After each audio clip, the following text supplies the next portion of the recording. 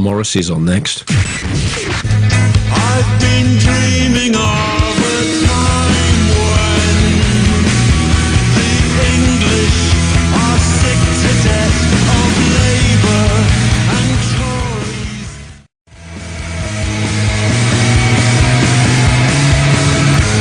The new single by Morrissey, it is Irish Blood, English Heart, and it is the highest charting song that Morrissey's ever had as of yesterday, and we're very, very pleased to welcome Morrissey to XFM for the first time. It's good to have you here. Welcome. Well, it's very nice to be here. Now, it is that single, number 3 yesterday in the chart. I believe the closest before that was Suede Head, which was number 5. That's correct. So you must be feeling very, very pleased with yourself now. Well, I'm very pleased, and it's fascinating at this stage in the game for it to be happening to me. And so many people seem to be interested, which is fantastic. So I am quite happy. Do you get interested to the level that you would have listened to the radio yesterday to hear where the single was? Does that kind of stuff still matter? Well, not terribly. Not terribly. I mean, as long as I generally know what's happening, I don't need to listen to every single radio show to hear somebody say the M word. Mm-hmm. I'm not that self-obsessed. Right. But generally, I'm really happy. After being away for so long and coming back, and as you say, everyone is interested now, you've been back in the NME and on the TV and things like that, have you kind of become overwhelmed by the amount of attention that you're suddenly receiving? Well, not really overwhelmed, but very, very surprised, because I did go through a period when I couldn't get arrested. Mm. Well, maybe it wasn't as quite that bad, but almost. So the tide seems to turn and the dust settles and all those other cliches, and things are cliches because they're true, aren't they? Mm-hmm. Do you think in some ways there could be a whole new generation of Morrissey fans that are going to come to the forefront this time around? Because whenever I read stuff in the press, it's always Morrissey, the ex-Smith singer, and the solo career and blah, blah, blah, blah, blah. But it strikes me that having been away for so long and now you've got all this attention, you could get young kids that you could sort of save them from the pop idol abyss in a way, and lead the way for a new generation. It's true, because not every single 12, 13, 14-year-old is moronic. When I was that age, I wanted something that had an edge to it and was interesting. And so I think young people are always sort of too easily dismissed and never really catered for. As far as the ex-Smith thing is concerned, I don't mind that, because even in America, McCartney is always referred to as ex-Beatle, so that must infuriate him. But as far as the audience is concerned, especially in America, they're very, very young, and it's fascinating to me. I guess it's quite good for you to attract that young audience here as well, because you've got something to say, that there's more of a depth to you that they're not going to get if they just end up watching someone like Will Young. Well, that is absolutely true, isn't it? Yeah. So, you Are the Quarry, the new album, which is out today. How old are some of these songs? Were you writing over the period when you didn't have a record deal? Do some of them date back years? Yes, some of them are 4 years old, but some of them are just from last year. So it's a mixture of those two. And this idea that it's the definitive Morrissey album, is that because you had so many songs to choose from the? Well, not really. It's because it was certainly with the previous 2 albums, I made 2 albums under very strenuous situations, and the record companies weren't interested in them. So when the record company isn't really interested, you sort of deflate slightly, because they aren't rallying round, they're not eager to hear the finished thing, and they don't plan anything for it. So your spirit drops a bit. So this time around, the record company have been obsessively interested and supportive every step of the way, and I've never had that before. When you're making the new stuff, at what point did the band get involved with things? Like, do you write all the words and then show them what you've done and they put music around it? No, not at all. I hear the music first and I do the vocal melodies then and the words. But everybody, everybody's freely involved as much as they want to be, and the musicians are very dedicated and they work every hour of every day. It strikes me as well, there's kind of very varied, if you like, musical landscapes on this album, more so than I think you've had before, and that really attributes to making it as good as it is in terms of what the band have done. I think also that music generally has opened up so that everything is there and acceptable, and everybody takes it and enjoys it. So it's not as snotty as it once was, or snooty. In terms of the words on this album, if we take You Are the Quarry as an isolated album and compare it to any of the other albums previously, the lyrics seem to me to be more direct and deliberate this time around than a lot of songs. If you listen to How Can Anybody Possibly Know How I Feel or Irish Blood English Heart, there's no two ways to take those lyrics. They're not ambiguous like you have been before. Well, I do think the direct approach is the best approach, especially because lots of people generally just half listen. So I think it's very important to be as direct as you possibly can. And also for me, honestly, I do feel like an essayist or a poet. And many people will laugh when I say that word, but I really do. And I document everything that happens to me and every emotion that I feel, and throw it into recorded song. So I see it very, very much as a vocation, not really a job. And when I hear musicians and singers talking about their job, I think it's the worst thing you can say about making music. It just seems that this time around everything is more direct, and before there could be two different people could interpret songs in a completely different way, whereas on this album there are a lot more songs where there isn't that alternative opinion. But also I think these are very serious times and very critical times, and there's so much crap in pop music, and there is so much crap in the charts that I think for me to be as clear as possible is the best I can do. Let's play another track from the album. You Are the Quarry is out today. Morrissey, our very special guest tonight on XFM. This is You Know I Couldn't Last.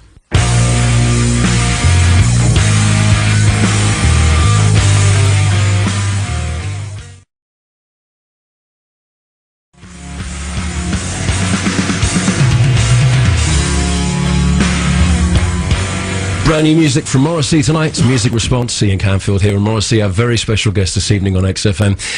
That track, the last track on the album, is that kind of the track that really relates to the title of the album, in the sense that you're talking about managers, critics, even fans, in the sense that you were the quarry, but now they are? Is that the link? Yes, because certainly in the mid-90s I had been through so much, and towards the late 90s I'd received lots of criticism, and lots of people were telling me it was over. And I often find that when that happens, because everybody follows and everybody says the same thing, that the audience began to say it. And even though in a live sense they have never deserted me, they've always been there, but I did receive criticism from them. And I felt that I was going through so much personally that I often wondered what people expected. Sometimes people really do expect blood. Right. And did it really get to that point where there were people saying it's over, and that was what made you kind of go, right, I'm going to take some time off from this? No, I didn't really ever take time off, to be honest. I mean, whatever happened to me was just a natural course of events, and I don't feel as if I've been away, and I don't feel as if I'm coming back. So, but there was a point when a lot of people were saying very negative things about me, and I always knew it wasn't true, and I always knew that the things would become even again for me. But obviously, as an emotional person, you must have felt a degree of hurt, even though in the back of your mind you knew that this wasn't going to last forever. Yes, but nonetheless it's quite difficult to experience when it happens. Yeah. Do you see every album as a chance for settling scores in terms of what you write in the words? Well, not really, but it's just important to me to document exactly how I feel, and if I do feel a sense of rage at certain things, then I have to say it. And there's an autobiography coming as well, which I'm afraid so. Yes. Well, I mean, I kind of figure it's just all me, isn't it? Me. Well, it's certainly your time again, isn't it? So it's the good time for the book. I always get the impression that whenever there is an autobiography that's coming out from anyone, there's a sense of, I wonder what they're going to say about me in it, and so on and so forth. I would imagine that the Morrissey autobiography must be instilling large amounts of fear in so many people. Well, that's to be hoped. It really is. I mean, that's partly the purpose of the autobiography. So revenge is nice. Do you think it's maybe your independent, strong character which has resulted in you having so many enemies out there? I think it is, yeah, because I think people really only like you when you're slightly pathetic and you're saying, please help me. But when you say to people, forget it, I don't need you, then they become enraged and they want to dislodge you. And certainly in this weird music business, when everybody has an ego the size of the planet, if they feel rebuffed by you, and I've been through many managers and damages and so forth, that it becomes their life obsession to get you back. Really? Well, you say really, but you must know it's true. And I don't know why you're laughing. But you can. Could you define the kind of people that like you and dislike you? Are they always similar in their characteristics? Well, it's difficult now because surprisingly, the audience is very, very broad, and there's very, very small people and very tall people and very almost senior citizens. It seems to be every shade and persuasion, which is fantastic for me. But nonetheless, the media always associate me with goth doom merchants and always assume that I'm an acquired taste, which I don't think I am. Well, it seems that now, so more than ever, that the evidence is completely to the contrary of that, with the amount of people that are suddenly buying into Morrissey again. So yes, but we still seem to be living in times whereby people can't take too much reality in pop music, and it's much simpler and it's gone a lot thicker. And it seems that people who are really dense make fantastic advancements, but I'm convinced it's only financial support that they have. Isn't it just from the business point of view that those kind of people are easier to sell to stupid people who buy it in the masses? Yes, well, I mean, it's that simple, isn't it? Yeah, it is. Let's play another track from the album. This is How Can Anybody Possibly Know How I Feel?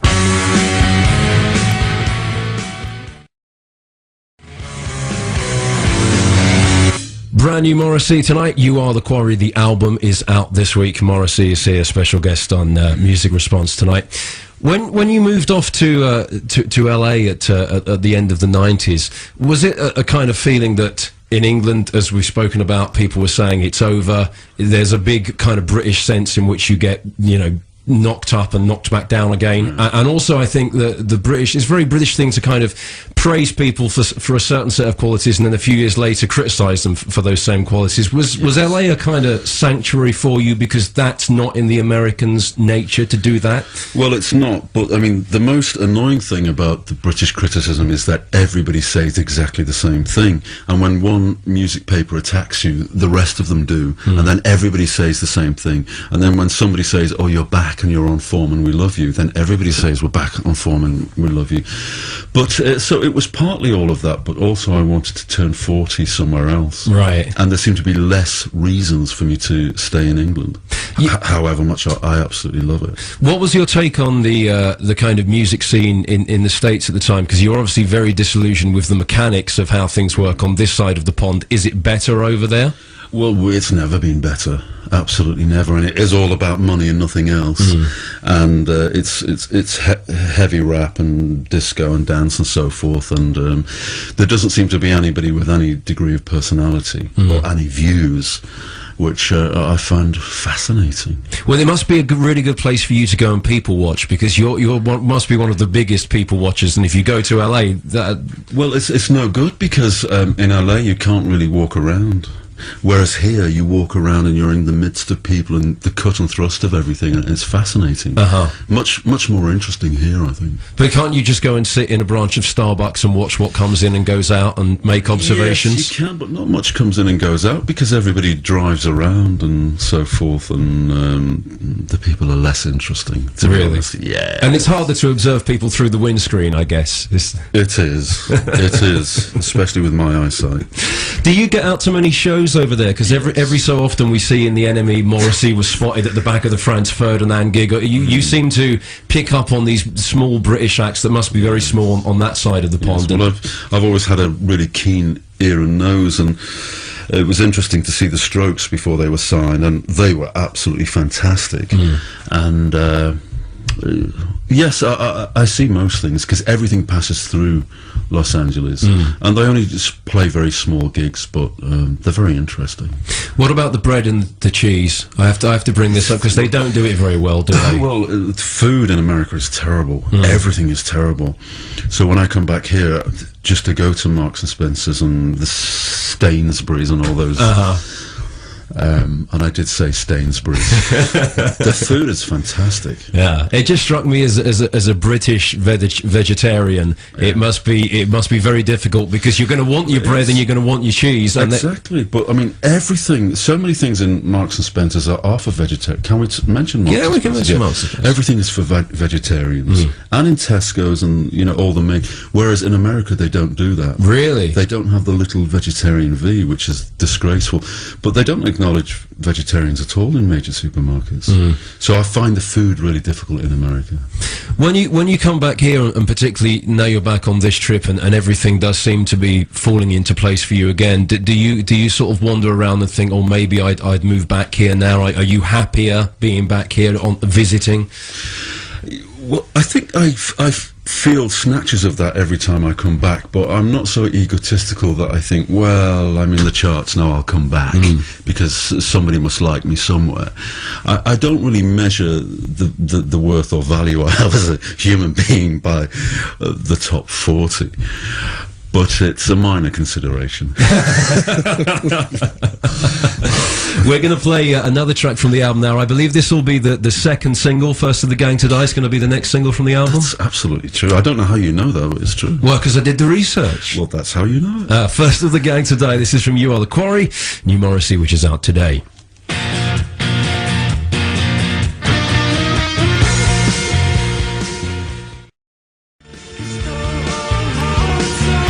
That was First of the Gang to Die from You Are the Quarry, the new album by Morrissey. Morrissey, we're delighted to say, is here on XFM tonight. The timing of this album release, did you really spend all that time in LA trying to get a record deal, trying to make it come together, or did you kind of feel like 2 years ago, right, I'm going to start working on some new material now? Well, no, nobody really believes me, but I did do the rounds of all the majors, and I did really try to find a place, find a label, but they were all shocking. And I just couldn't. Was it? I mean, I read you said something like some of them wanted you to get a whole new band, and it was kind of like, you can come into our world, but on our terms. Yeah, well, all of them said that. They all said yes, but no more of this, no more of that. No, and I'm thinking, well, that is me. Yeah. That's the real me, and I just found it really frightening. But over the last 5 years, the pop climate throughout the world has been so difficult that I think lots of people found themselves very frustrated. And also the sort of an older stretch of musicians who disappeared completely. All the kind of giants of the late 80s and 90s, they just disappeared. Thank God. Every review that I've read of this new album, everyone is praising it, and they all say, oh, you know, it's as good as Your Arsenal or Vauxhall and I and stuff like that. Does it annoy you that the Maladjusted and the Southpaw Grammar albums seem to constantly get overlooked? No, I understand it with Maladjusted because it was inferior. But Southpaw Grammar, I was very pleased with it, apart from the sleeve. But I think generally, even when reviews are good, people say silly things. Yeah. So you can't really expect somebody to have every line of every review to be absolutely spot on, and so. The artwork thing as well is a big thing, I know, because you were disappointed with what they did with the picture on Maladjusted, and you admit you even let yourself down for Southpaw Grammar. Yes. You took charge this time. Was it your idea, the gun artwork that's on the picture? Absolutely, yes. I wanted a picture with strength and resolve, and what better than a Tommy gun?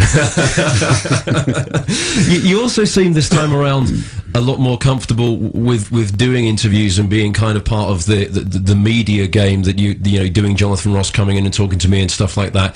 That you didn't really do any interviews around Maladjusted or Southpaw Grammar. Is that kind of attributed to a faith in Sanctuary, who now look after you? Yeah, because as I hinted at previously, the labels weren't interested in the past, and they didn't have any kind of they didn't have a list of interviews for me to go to.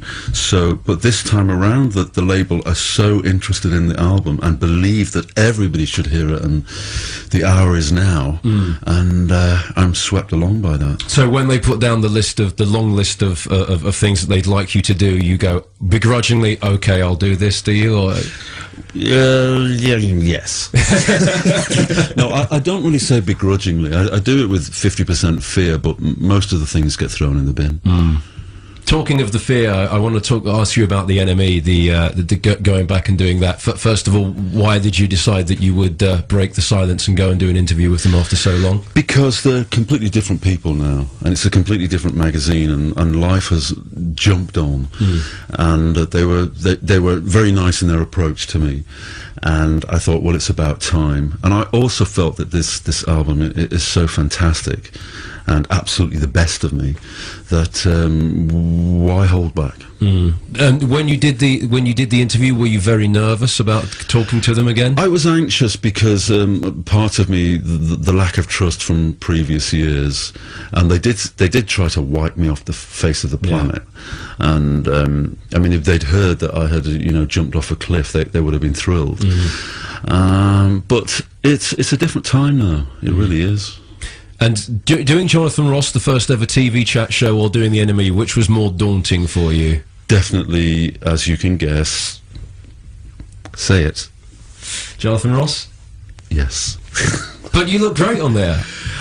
Smoke screen. Even my mum called me and said his voice sounded fantastic. Really, well, that's the market I'm chasing. No, I was a bag of nerves, to be honest. Well, they're nasty situations to be in, those kind of talk show things, aren't they? When you've got all that attention from. It's certainly a world in itself. Yeah, and having to sit in a green room with Dale Winton beforehand can't have made things any more comfortable. I think he was more uncomfortable than I was because he was sat near me. This is The World is Full of Crashing Balls. It's more New Morrissey on XFM.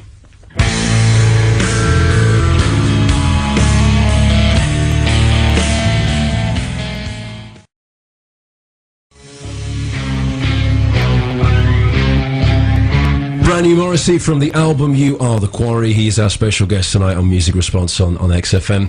Meltdowns coming up. Yes. Franz Ferdinand, The Ordinary Boys, Libertines, people like that. Are these the kind of bands from Britain that have made you more excited and rejuvenated your interest in things that are going on here now? They definitely have. Yes, they definitely have. And Meltdown is a mixture of that and of the things from the past that I like. And I also approached Alan Bennett, who's doing a night, Nancy Sinatra. I mean, it's very, very interesting. Performance artists, Ennio Marchetto, lip syncer. Have you ever heard of lip syncer? No. Absolute fascinating genius. And James Maker, Linda, the Libertines, as you mentioned, the Cockney Rejects.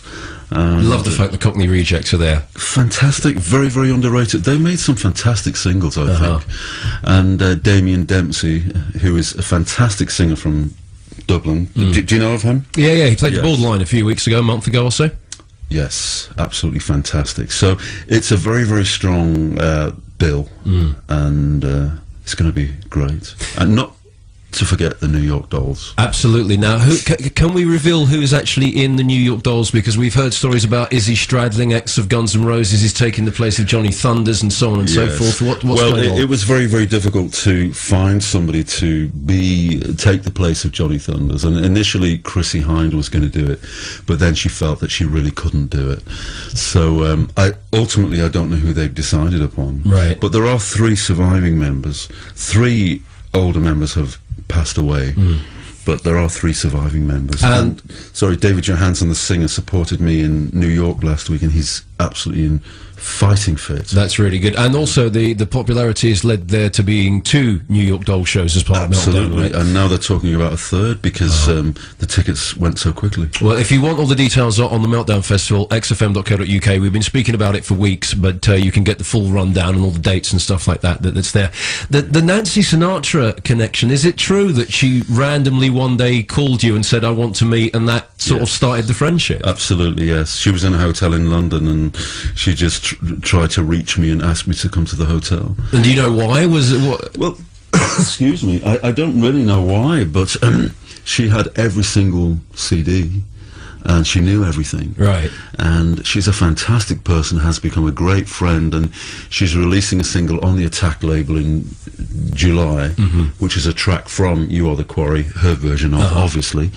And but Meltdown, interestingly, is her very first live appearance in England, which I didn't know. No, I was. But she's a great person. Is it true that she plays with a full-on rock band as well?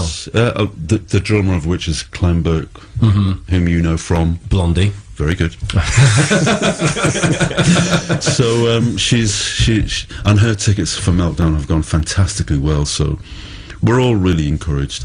It must be good for you as well, having people like the New York Dolls and also Sparks up on the stage. Will you be sitting there watching it thinking, years ago I was the one writing to the enemy saying these bands need the publicity, you should cover them, they're great, and now they're playing your event? There must be a good sense of pride in that side of things. Yeah, there is massive pride, but I think I won't be sitting on it. I'll be on the front row with a tartan scarf, swaying backwards and forwards, and God bless me. So the Manchester show's coming up on Saturday. It's 15,000 tickets sold out in 63 minutes. I believe so. Maybe contradicting your idea that you can't go home that I saw you quoted as saying in Mojo? Yeah, and I misquoted it. It wasn't Thomas Mann, it was somebody else. But nevertheless, you sort of can go home, really. So whoever said that initially was obviously inebriated.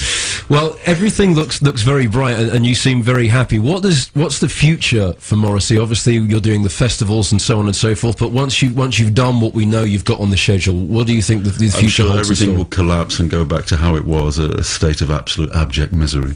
You don't really think that? No, I don't. I don't. The sun is shining every day. Don't ask me how. Don't ask me why. But it seems to be.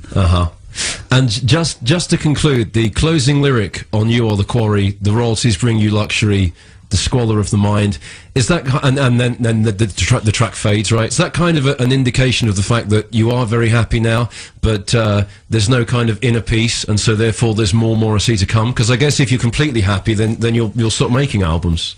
Well, that's very, very astute of you. Very, very astute. Quite true. Yeah. So are we going to have to wait 7 years? Probably. Okay. But then there'll be more squalor leaving your mind and onto CD. Please, God. Well, thank you very much for coming in tonight. It's a great honour to have you at XFM. Thanks so much. We're going to play Come Back to Camden. The new album, You Are the Quarry by Morrissey, is out today. There is something I wanted to tell you. It's so funny, you'll kill yourself laughing.